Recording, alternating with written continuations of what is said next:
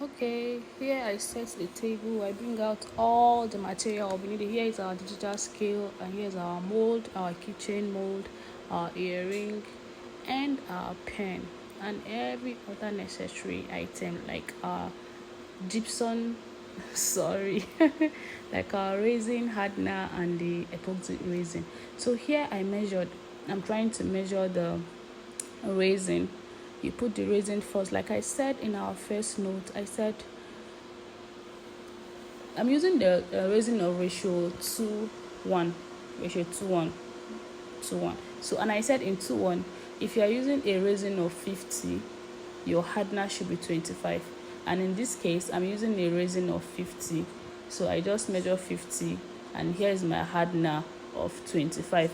If you notice in my resin, it's passed with 2, so I had 52, so I have to include that 2 here. Instead of 25, I make it 27. Do you understand? And it is okay for your hardener to pass with at least 1 or 2. It's not bad. So you see, I'm mixing it thoroughly. You have to mix it thoroughly. Here is our color. These are liquid pigments color, because I'll be using some of the color. Here's our dry flower. Here's the mold. Here's earring mold. Here's the how do I call this, the hook of the earring we'll be using for our earring mold. So I'm bringing everything out. Sorry. And here's our pen. I've inserted the pen inside the mold. So in this case, you check if your pen is working perfectly before using it, to avoid any issue that you finish molding and your pen is not working. Yeah, because by the time I finished, I noticed this particular pen is dead, it's not working. But I'll try to revive it. Let's see how it goes. So you see, I'm using a small spoon. I fetch my mixture, that's my chemical mix, which is the resin and the hardener. I'm dropping each of them in the mold. Yeah, is it. So, and I'm put a little, this one I want to use yellow color, so I now use a little pigment of yellow, as you can see. Yes, same thing, I carry the next color. I repeat the same thing. I use black there. The next one I use pink. The next one I use orange. So now I took my don't mind me, you can use your pin or broom, anything, not broom, sorry, something good to spread your colors depending on how you want to design it. Do you understand? So this is me using my flower to mix the color, to mix and turn them the way I want them to look. I'm now cutting my flower and I'm dropping it. It depends on how you want to style. It does not really have a specific way. You design your mold the way you want it to look. If you want flower on it, you want to mix different colors, depending on how you want it to look. Okay, that's how you do it. So in this case, as you can see, I've finished these ones. I'm not putting flower in it. So like I said in the other previous notes I did, you put the one with your mixture first before adding your mixture on it to give you the glossy look. You understand? Yeah, I'm sure you understand it, because that this video is as simple as possible as it should be. So here's my earring. I'm dropping some flower in, because I wanted to have little flower. So I'm dropping my flower. After that, I'll take the mixture and I'll start dropping them gradually, little by little. Okay, this is my pen. I'm trying to mold the pen, so I just put a drop of my mixture and I'm using white color for at the beneath. The middle, I'm using my glitters at the middle, and at the upper part I'll be using pink color. So this is me telling you can style it any way you want. Just just be creative, just play around with your colors and your design. Yeah, so I'm trying to mix the color, mix them, mix.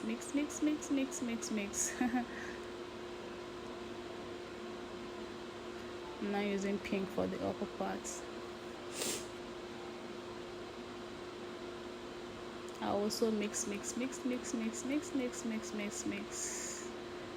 until I get my desired texture. You can go as far as using 2 or more color, depending on how. Just do your design. Like this ones now, I'm using my own design. Just think, okay, how should I do this? Let me see, how do I mix this color? Just do, but some people can tell you they want it in black color, in blue color. You go ahead and do what your customer or your clients want. Okay.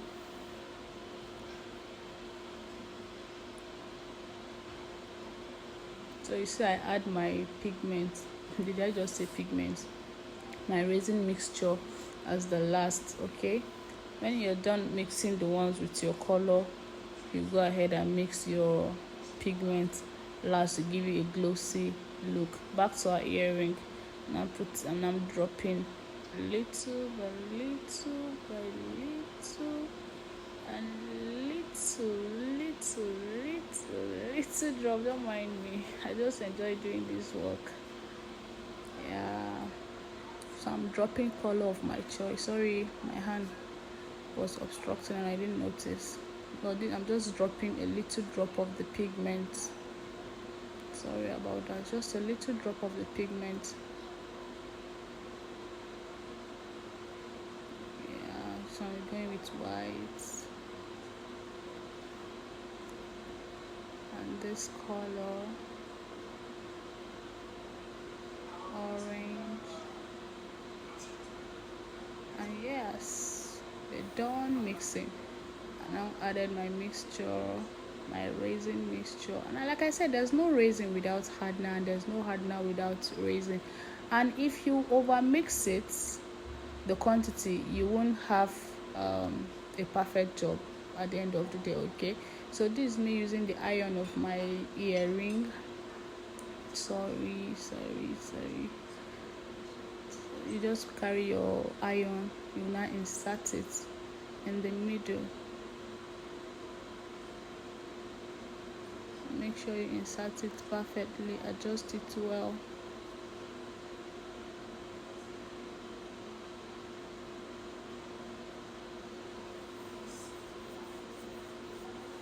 Yeah, adjust it, keep adjusting, arranging and adjust, and make sure they are all even, they are perfectly set so it won't bend. So make sure they are sitting perfectly. So you now add a little of your resin on it, just a little.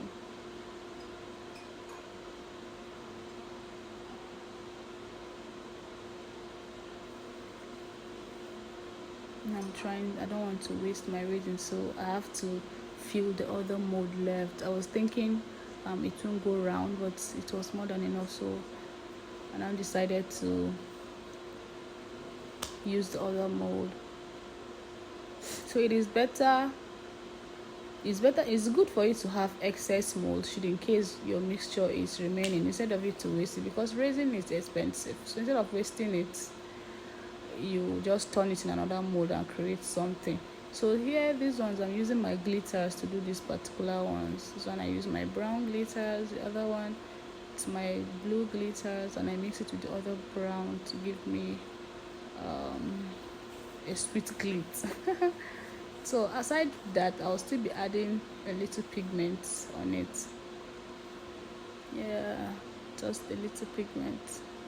And make sure your working environment is neat to avoid dirt or dust. As you can see, I'm using this white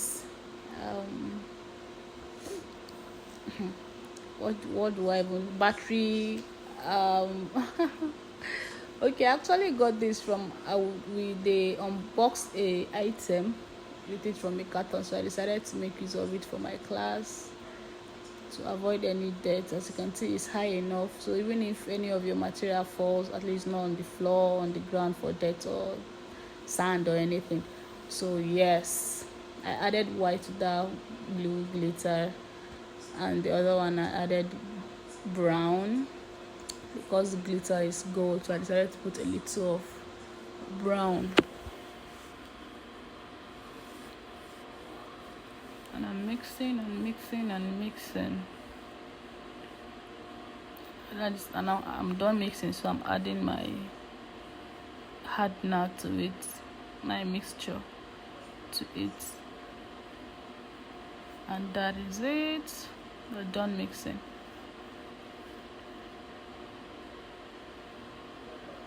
So